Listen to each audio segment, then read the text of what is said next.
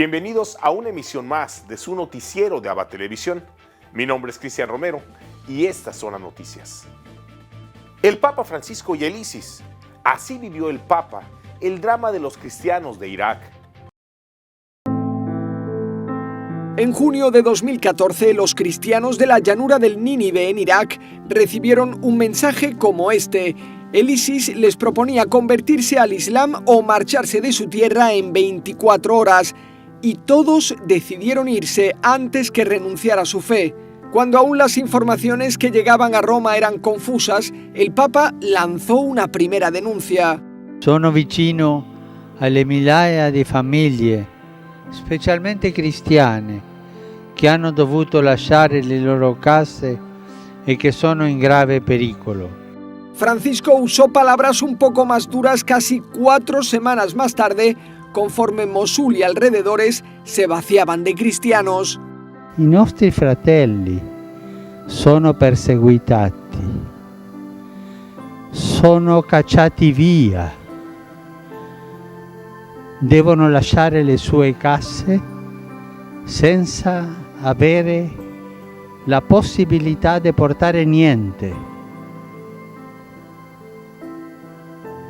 Assicuro a queste famiglie e a queste persone la mia vicinanza e la mia costante preghiera.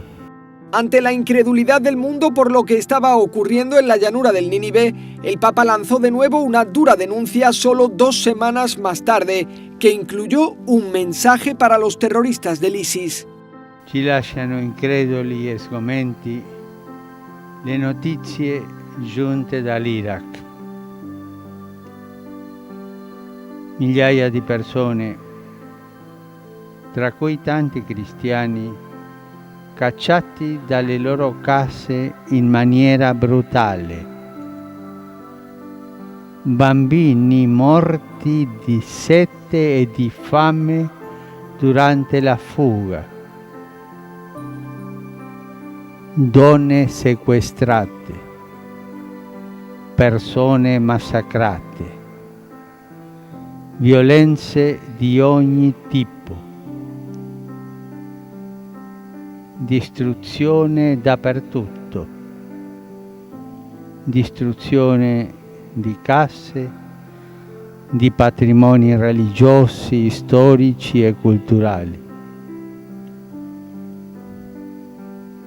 Tutto questo offende gravemente Dio e offende gravemente l'umanità.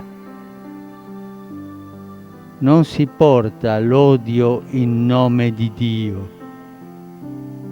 Non si fa la guerra in nome di Dio. En aquella ocasión pidió acciones a la comunidad internacional y tomó 2 importantes medidas. Primero, envió al cardenal Fernando Filone como su representante personal a la zona para informarse de la situación. Luego escribió una dura carta a Ban Ki-moon, secretario general de la ONU, en la que pedía medidas concretas y recordaba que las trágicas experiencias del siglo XX y la más elemental comprensión de la dignidad humana obligan a la comunidad internacional a hacer todo lo posible para detener y prevenir otras violencias sistemáticas contra las minorías étnicas y religiosas. Y mientras tanto, desde Roma daba así las gracias a los cristianos perseguidos por su fe y por el perdón con el que vivían esta tragedia. Siete nel cuore della Chiesa. La Chiesa soffre con voi e la Chiesa è fiera di voi, fiera di avere figli come voi. Es un mensaje parecido al que quiere darles ahora personalmente durante el inminente viaje a Irak. Francisco visitará las ciudades de Karakosh y Mosul, de donde fueron expulsados y a donde la mitad ya han tenido el coraje de regresar. Y celebrará una misa en Erbil para quienes decidieron comenzar una nueva vida en esta zona. Para todos ellos, la dura propuesta del Papa será perdonar y comenzar de nuevo, colaborando con todos. El Papa Francisco le pide a geriatra que sea su médico personal. En enero falleció el médico personal del Papa a causa del coronavirus. Se llamaba Fabrizio Soccorsi. Ahora el Vaticano ha dado a conocer el nombre de su sustituto. El nuevo encargado de velar por la salud del Papa es Roberto Bernabei. Tiene 69 años y trabaja en el Policlínico Gemelli de Roma y allí dirige el Departamento de Ciencias Neurológicas, Ortopédicas y del Envejecimiento. Su primera preocupación será la ciática del Papa. A partir de ahora acompañará al Papa en las ocasiones importantes, también en su próximo viaje a Irak. Gallagher, el ministro exterior del Vaticano, dice que esta pandemia ha desafiado nuestro compromiso con la protección de los derechos humanos. Los derechos humanos deben respetarse incluso en medio de las medidas aplicadas para frenar la actual pandemia. Es el mensaje del ministro de Exteriores del Vaticano, Paul Richard Gallagher, en un videomensaje a las Naciones Unidas. It has also challenged our commitment to the protection and promotion of universal human rights, while at the same time asserting their relevance. As a global community, we need to rediscover the foundation of human rights in order to implement them in an authentic fashion. Recordó que el preámbulo de la Declaración Universal de los Derechos Humanos y la Carta de la ONU reconocen que toda persona humana está dotada innata y universalmente de dignidad, una afirmación que no está condicionada por el tiempo, el lugar, la cultura o el contexto. Además, el secretario Vaticano para las Relaciones con los Estados alertó que ante la respuesta global a la pandemia se está erosionando la sólida comprensión de la libertad religiosa. A continuación tenemos el agrado de presentarles una reflexión del Evangelio del Día a cargo de nuestro director general, Jaime Sevilla. En el Evangelio de hoy, tomado del capítulo 7 de San Mateo, tenemos nosotros las siguientes frases que nos enseñan muchísimo de cómo debe de ser nuestra oración. Dice el Señor: pidan y se les dará, busquen y encontrarán, toquen y se les abrirá. Porque el que pide recibe, el que busca encuentra y al que toca se le abre. El Señor en esta oración hermosa, en esta enseñanza preciosa también, nos hace un llamado a que no dejemos de buscar, a que no dejemos de pedir, porque Él nos dice: si ustedes que son malos saben dar cosas buenas a sus hijos, con mucha más razón el Padre que está en el cielo les dará cosas maravillosas. Algunas veces hay que saber pedir, hay que saber dónde buscar, hay que saber qué puerta tocar, porque en ocasiones buscamos en vano o pedimos aquello que realmente no necesitamos.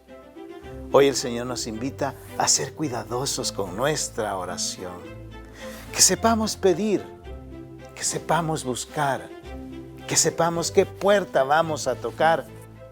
Y todas esas tienen que ser de acuerdo a los bienes espirituales, de acuerdo al crecimiento y el desarrollo espiritual de cada uno de nosotros.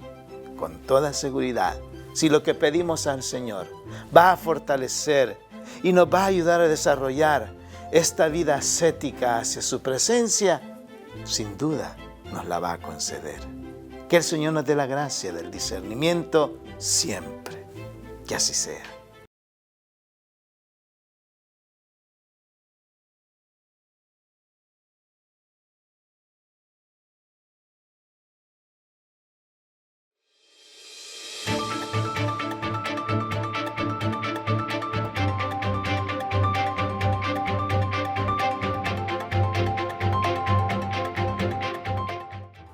La embajadora de Estados Unidos ante la ONU dice que volverá a poner a ese país como el centro de la diplomacia internacional.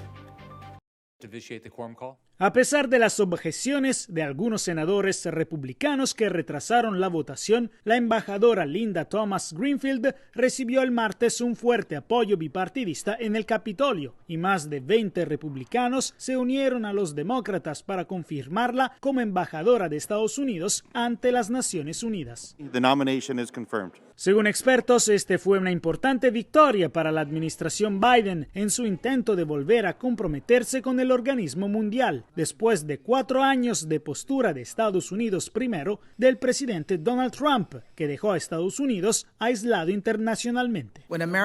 Cuando Estados Unidos aparece, cuando somos consecuentes y persistentes, cuando ejercemos nuestra influencia de acuerdo con nuestros valores, Naciones Unidas puede ser una institución indispensable para promover la paz, la seguridad y nuestro bienestar colectivo. La nueva embajadora fue juramentada por la vicepresidenta Kamala Harris. Serán muchos los desafíos que tendrá que enfrentar en el panorama internacional, pero Greenfield dijo que trabajará para que Irán no logre un arma nuclear, apoyará a Israel y aclaró que Estados Unidos tendrá que reaccionar duramente a las acciones enemigas de Rusia mientras se buscan intereses comunes. Hablando de China, Greenfield fue muy criticada por ser suave con el país asiático en el pasado, algo que ahora ella negó firmemente. Sabemos que China está trabajando en todo el sistema de la ONU para impulsar una agenda autoritaria que se opone a los valores fundamentales de la institución, los valores estadounidenses. Su éxito depende de nuestra continua retirada.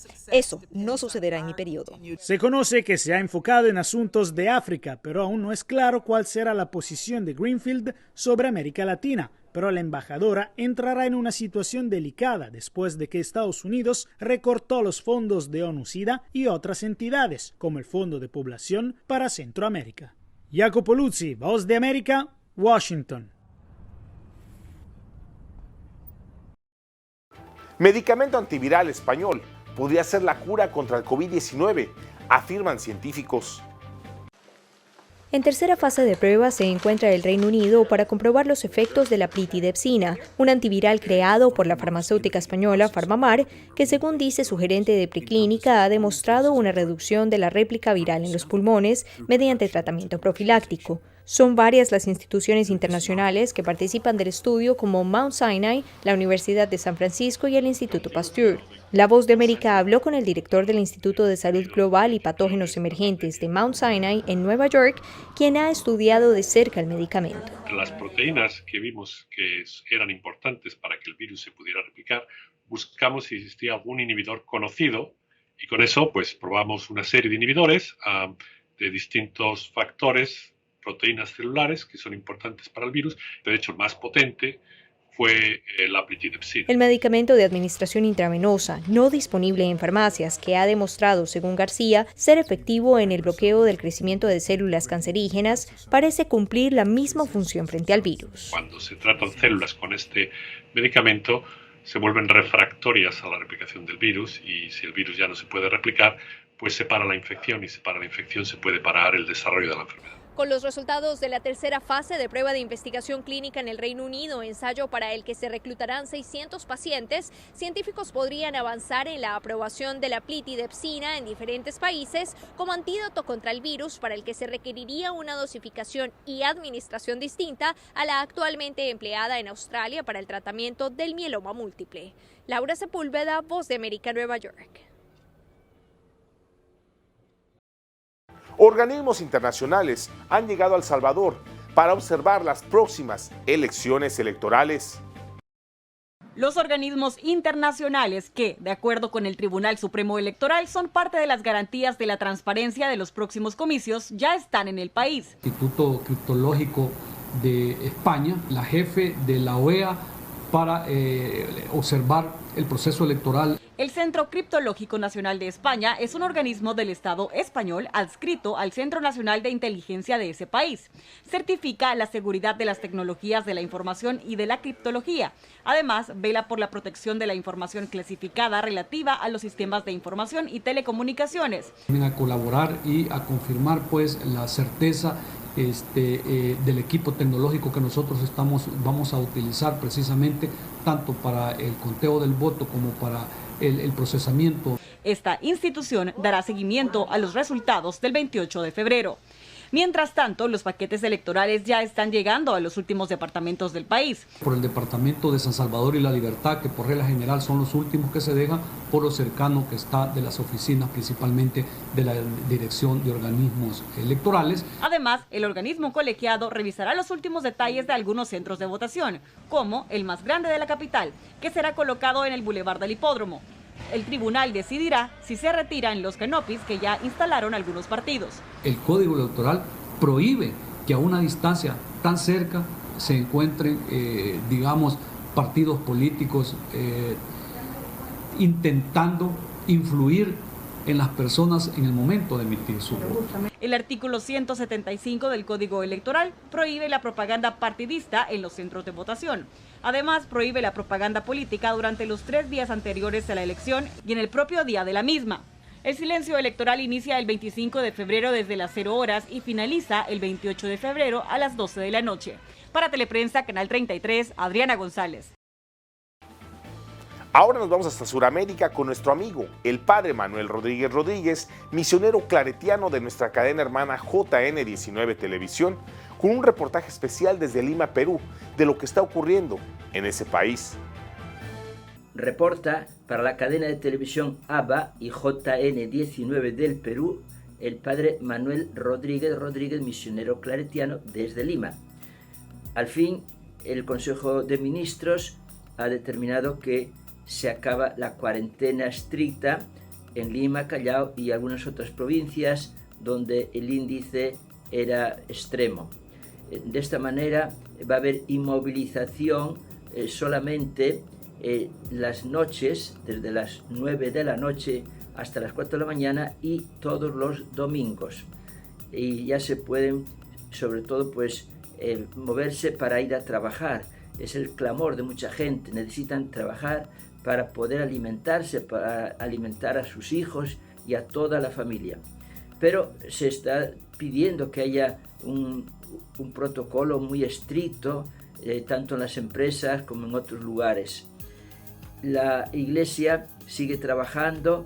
En este momento el arzobispo de Piura al norte está pidiendo en una campaña 700.000 soles para poner una nueva planta de oxígeno. Esto está ocurriendo en muchos lugares del Perú. Iglesias, diócesis, parroquias, movimientos católicos están intentando poner nuevas plantas de oxígeno.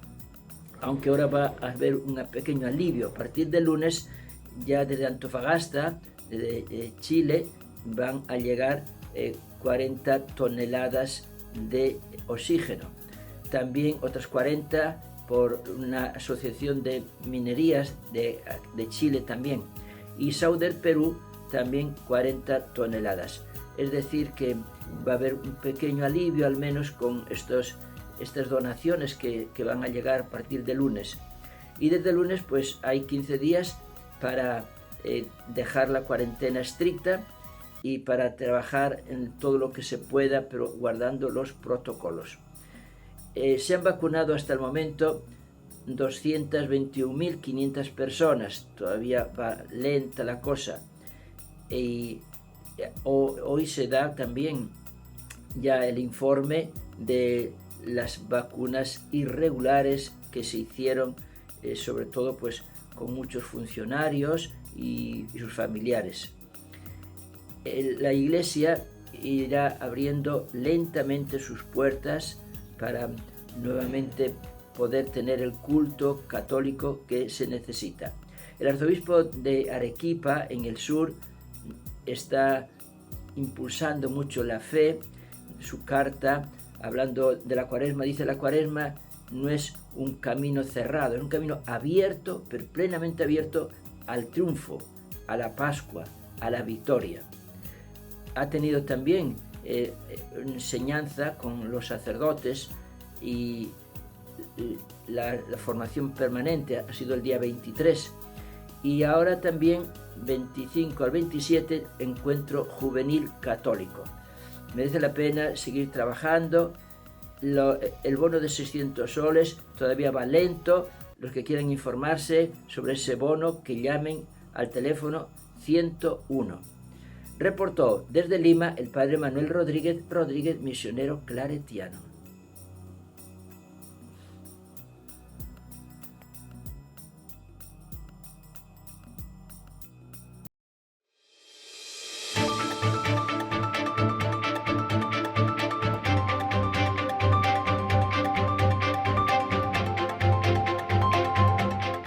El candidato del PCN en El Salvador reconoce que hay fallas en los esfuerzos por la unificación de la región. El candidato al Parlamento Centroamericano por el partido PCN, José Serpas, reconoció que el organismo no ha sido aprovechado lo suficiente para beneficiar a la población salvadoreña. Son instrumentos políticos, jurídicos, económicos, sociales inmensos que no se han utilizado de las formas adecuadas. Esa infrautilización de los instrumentos que se han creado para un bien común es lo que ha generado este decaimiento de las instituciones. El reglamento constitutivo del Parlacen establece que las resoluciones de este Parlamento no son vinculantes y son meramente recomendativas.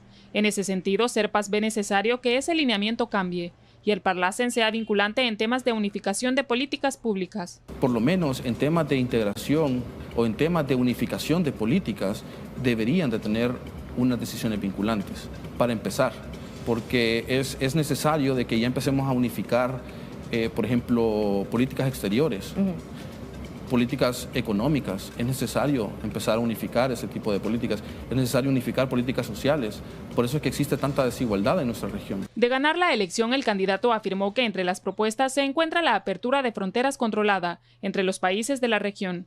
Obviamente con algún tipo de control para evitar cualquier anomalía, cualquier actividad delictiva, pero ya es necesario tener una apertura de fronteras. Hay que hacer una homologación de todas las políticas de seguridad, porque no es lo mismo ser procesado en Guatemala, ser procesado en Honduras o ser procesado en El Salvador. Hay que empezar a unificar ese tipo de procesos penales. Estas declaraciones fueron vertidas durante el programa Foro 33 de Canal 33, un espacio plural en el que los candidatos a la Asamblea Legislativa y alcaldías tuvieron la oportunidad de presentar sus plataformas de trabajo de cara a la nueva legislación 2021-2024. Para Teleprensa Canal 33, Maggie González. Hoy, 25 de febrero, en el Santoral de la Iglesia, celebramos el Día de Santa Jacinta. Conozcamos su historia. Y como si fuera un apartamento de soltera, Jacinta, nacida el 16 de marzo de 1585 y bautizada con el nombre de Clarice, llenó su celda de lujos que contrastaban con el ascetismo y pobreza de las de sus compañeras. Pues confinada por sus padres en el convento de las terciarias capuchinas, contra su voluntad, debido a su actitud casquivana, mundana y fiestera, reclamaba el derecho de vivir de acuerdo con su condición social, dado que pertenecía a la familia Mariscotti, que era la más rica de Viterbo, Italia, y era la principal benefactora del convento. Pero cuando una extraña y dolorosa enfermedad la atacó a los 30 años, pidió al padre Antonio Bianchetti que la confesara, y él se negó a escucharla al ver la fastuosidad en la que vivía, a menos que ella renunciara a la ostentación y se arrepintiera de verdad. Y lo hizo con creces. Obtenida su absolución, abandonó sus vestidos suntuosos y se enfundó el hábito raído de una religiosa que acababa de morir, y de rodillas les pidió perdón a todas sus hermanas, besándoles los pies. En adelante durmió sobre un tronco con una piedra como almohada, y en la celda más derruida y húmeda del convento. Realizaba los trabajos más humildes y servía a los más necesitados y enfermos, a los que curaba con tanta devoción y abnegación que pronto su santidad trascendió los muros del monasterio y enfermos de toda Italia acudían a ella y regresaban sanos a sus casas. Siempre estaba dispuesta a asistir a los desamparados, como ocurrió en una ocasión en la que un barco zozobraba cerca de Viterbo y la tripulación la invocó para que lo salvara. En medio de la tempestad apareció Santa Jacinta sobre la proa, detuvo la tormenta y condujo la nave hasta el puerto, del que salieron los marineros hacia el convento para darle las gracias. Y cuando, con autorización de la superiora, entraron, la encontraron orando profundamente y no se atrevieron a interrumpirla. De pronto, sin levantar la vista, Santa Jacinta les dijo que se fueran en paz y que le dieran gracias a Dios porque era Él quien los había salvado. En 1640, a los 55 años, murió orando de rodillas sobre el tronco que le servía de cama y fue canonizada por el Papa Pío VII en 1807. Por eso debemos aprovechar hoy, 25 de febrero, que es el día de su festividad, para pedirle a Santa Jacinta que nos enseñe a liberarnos de la vanagloria y del boato, para que arrepentidos como ella podamos caminar ligeros de equipaje hacia Dios. Contra todo pronóstico, esta es la historia de Fátima en la ONU. At an early age, I was fascinated with the math and science, but there was many cultural and traditional barriers that limit women from achieving their goals. My name is Fatima Khamis. I'm from Sudan. I'm working as a network engineer with the UN mission in Central African Republic. We facilitate the mission of peacekeepers by providing them data and voice services that can help them do their job the better way. I grew up in a small village in Darfur called Adain. In my society, the role of women is very limited. It's limited to be a wife and raising kids. Boys are considered to go to school early age. They continue on their education up to the university. But for the girls, the society thinks she doesn't need to continue in the education. My family support me a lot, especially my brother. With his support, I managed to reach up to university. I graduated from the university. But when we see the job market in my society, women, they don't have place in the technical field jobs. UN is the one of the few places that offer opportunities for women. This mindset of seeing women in a specific job or role is changing. My story can encourage many other women to follow my path or to do the same I did, and through it they can fulfill their dreams. Y para terminar el noticiero del día de hoy, les invitamos a unirnos en oración con el Papa Francisco por su intención para el mes de febrero, que es por las mujeres que son víctimas de la violencia. Hoy sigue habiendo mujeres que sufren violencia psicológica, violencia verbal, violencia física, violencia sexual.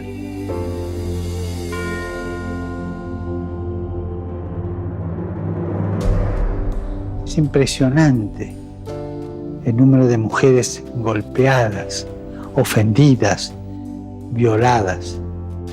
Las distintas formas de malos tratos que sufren muchas mujeres son una cobardía y una degradación para toda la humanidad, para los hombres y para toda la humanidad.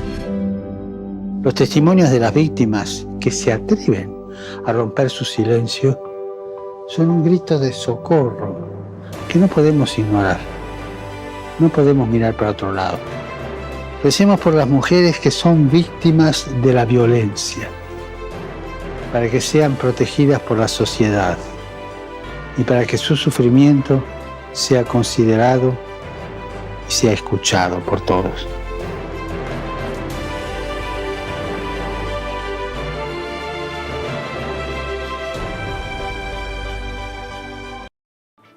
Y así hemos llegado al final de una emisión más de su noticiero de ABA Televisión.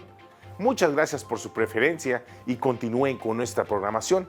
Les invitamos a sintonizarnos todos los días en vivo, las 24 horas, por www.abatvn.com, por Canal 75 de Guatemala por Multivisión, en nuestras plataformas digitales de Roku TV y Amazon Fire, así como en nuestras cadenas hermanas y como siempre en nuestras redes sociales. Ahí nos vemos y que Dios les siga bendiciendo.